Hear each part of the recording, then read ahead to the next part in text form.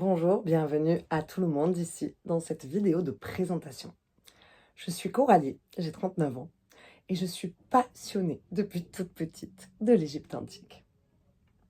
Je me suis tout au long de ma vie renseignée par curiosité pour assouvir ma soif de connaissances sur toutes ces énergies, ces déités, tous ces signes, ces symboles que peuvent être les hiéroglyphes et bien plus encore que tout ça. Jusqu'à me perfectionner dans le culte d'Isis, afin de devenir moi-même initiée d'Isis, prêtresse au sein de son temple qui existe encore, ici et maintenant, bien évidemment. Le culte d'Isis démarre, il doit y avoir environ 15 000 ans, et il a toujours été pratiqué, et partout dans le monde. Aujourd'hui, on trouve un temple en Belgique, un temple d'Isis, tout en or, sublime, magnifique. On trouve ici dans ma région, dans la haute vallée de l'Aude, à côté de Rennes-le-Château, beaucoup de symboles liés au culte d'Isis, et notamment des tables de sacrifices que l'on peut trouver plusieurs endroits différents dans la forêt.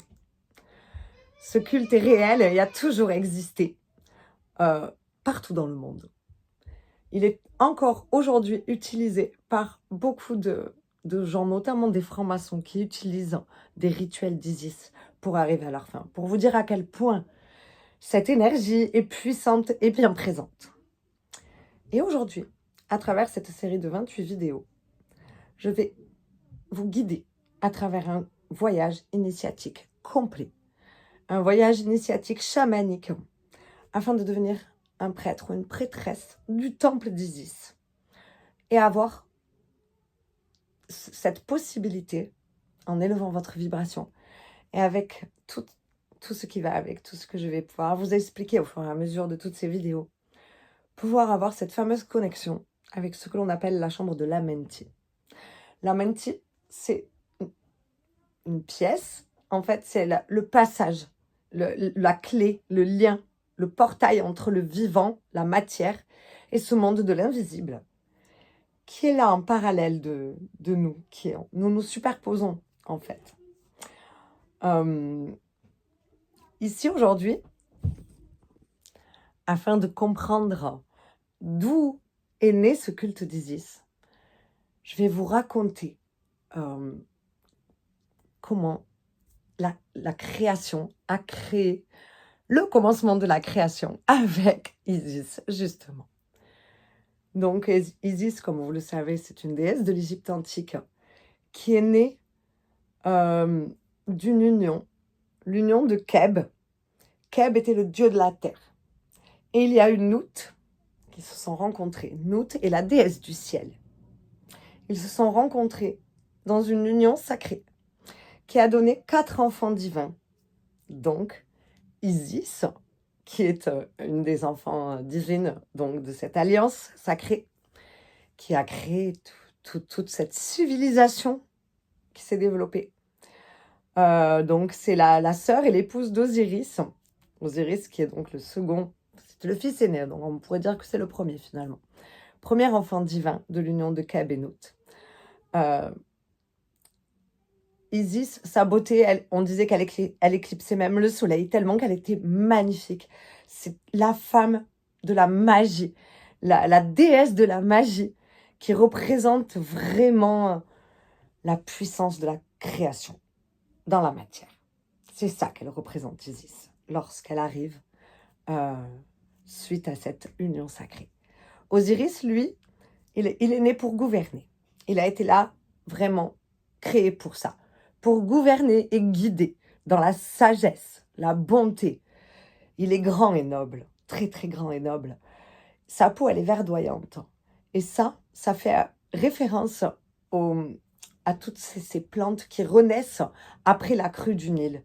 Donc très spécifique à la renaissance, donc au renouveau, qui fait partie de ce cycle qui nourrit la création. Et il y a eu 2 autres enfants dans ce quatuor parfait d'enfants divins. Seth, qui lui par contre est un petit peu différent. Seth, il a la peau rouge, comme les terres arides. Et il a le feu qui brûle dans son cœur, mais il se laisse brûler de jalousie. Il aurait voulu être à la place d'Osiris et pouvoir lui-même régner, gouverner. Mais ça n'était pas son rôle, il a du mal à l'accepter.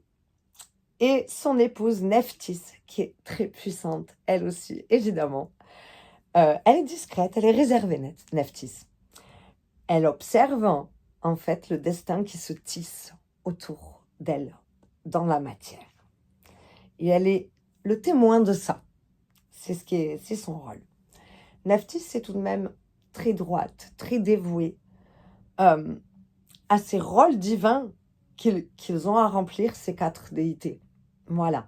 Donc, elle est très fidèle à ce que ses parents, dieux de la création, ont laissé comme rôle à chacun. Voilà, ce qui n'est malheureusement pas le cas de Seth. Et c'est ça qui va créer des distorsions au sein de cette fratrie de quatuor parfait à la base. Ce qu'il se passe, c'est qu'à un moment donné, Ré, à cette époque-là, très très très très longtemps, des millions d'années, peut-être on ne réalise même pas à quel point d'ailleurs, les déités vivaient sur la terre, notamment Ré, le roi du soleil. Et ces déités ont jugé bon à un moment donné de retourner dans le ciel et de laisser à ses enfants ici, ces 4 piliers de création, de co-création, le soin de continuer à guider l'humanité. Et donc, ils ont choisi de remonter dans les cieux et reprendre leur place initiale. Donc, lorsque Ré se retire et qu'il monte dans les cieux, il laisse pour rôle à Osiris de gouverner et de guider l'humanité. Et Seth n'accepte pas que ce rôle soit laissé à son frère. Il fait donc preuve d'une immense jalousie qui lui fait agir de façon totalement incongrue. Il décide donc de créer comme un jeu au début. Et l'idée était d'avoir créé un cercueil tout en or. Seth emmène ce cercueil tout en or, magnifique, au sein de la place de tout le monde. Regardez cette magnifique boîte en or. C'est pas vraiment un cercueil à la base, ça a été présenté comme une boîte en or que Seth a déposé sur la place et il a dit « Celui qui rentrera parfaitement dans la boîte, eh bien cette boîte lui appartiendra. » Et il a fait essayer à tous les gens qui étaient là, un par un, à rentrer dans la boîte. Tu es trop petit, tu es trop grand, c'est pas toi, etc. Évidemment, Osiris, à son tour, entre dans la boîte et il rentrait forcément, parfaitement dans cette boîte. Seth a fermé la boîte avec ses acolytes. Ils l'ont soudée et ils ont emmené cette boîte au grand désespoir d'Isis, qui a voué tout le reste de sa vie à retrouver son mari. Alors, l'histoire complète, c'est que avant de sceller de façon définitive ce sarcophage en or, Seth a coupé le pénis d'Osiris parce qu'il ne voulait pas que Isis puisse avoir un enfant de lui. Car cet enfant, ça voudrait dire que ce sera lui qui devra régner. Et donc Seth n'aurait jamais cette place. Et Isis a retrouvé le corps d'Osiris. Donc, Seth a démembré ce corps et a réparti tous les morceaux à travers le monde. Et concernant le pénis, il a fini par le donner aux poissons du Nil qui l'ont dévoré pour être sûr qu'Isis ne puisse plus reconstituer son mari. Et Isis a quand même réussi, en vouant sa vie, à retrouver tous les morceaux de son mari. Elle a été aidée de sa sœur Nephthys. Et lorsqu'elle a retrouvé tous les morceaux de son mari, elle l'a reconstitué grâce à son essence divine. Elle lui a redonné vie. Elle lui a moulé un pénis en terre et elle a enfanté Horus avec Osiris. Et donc, a réussi à déjouer tous les plans de Seth. Et c'est ainsi que le culte d'Isis est né. Cette dévotion dont elle a fait preuve à son mari cet amour inconditionnel et cette confiance en elle, de toujours savoir qu'elle allait réussir. Tout ça a inspiré la civilisation.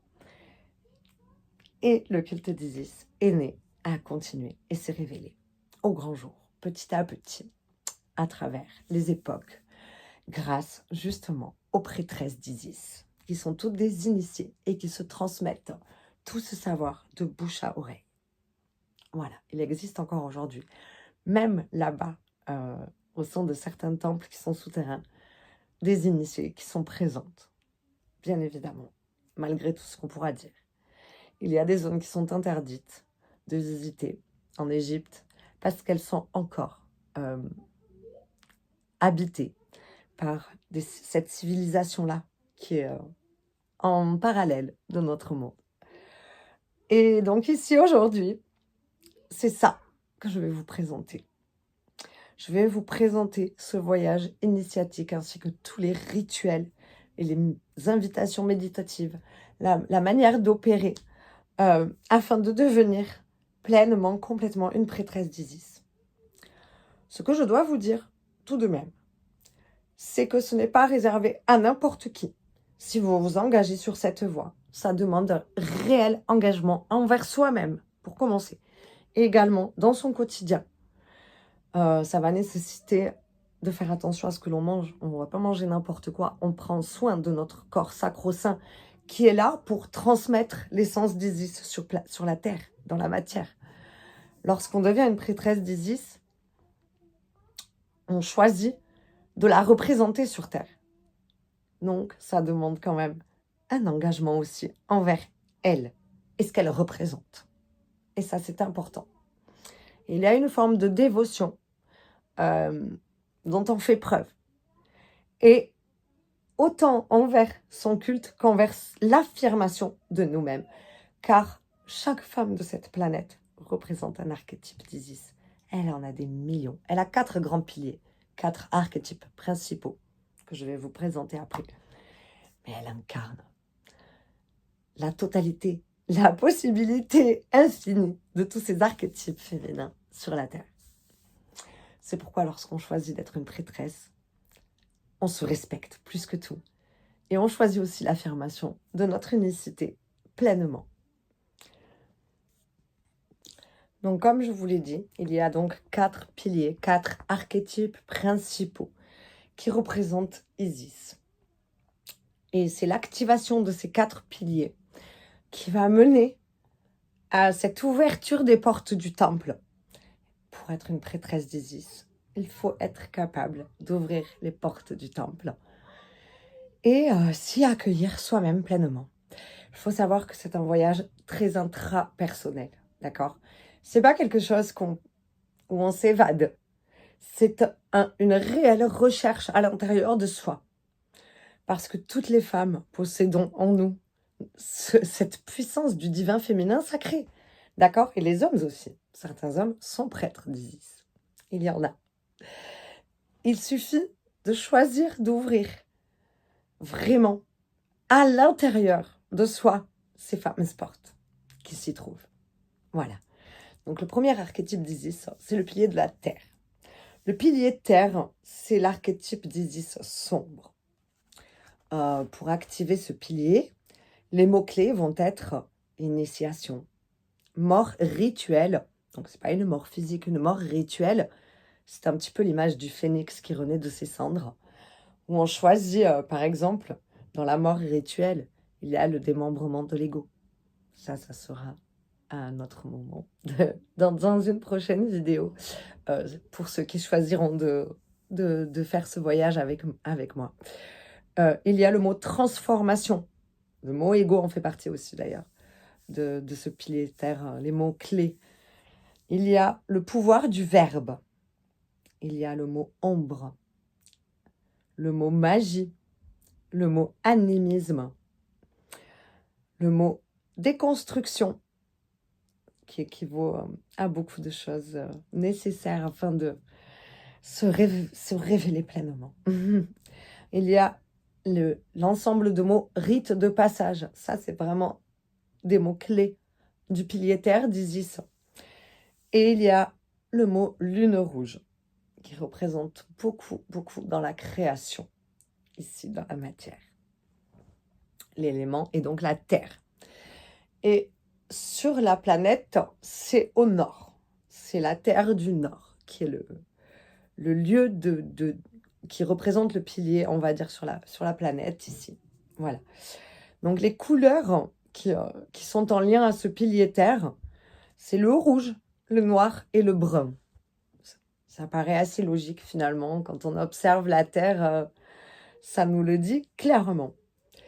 Et cette correspondance alchimique au pilier terre, c'est l'œuvre au noir. Voilà.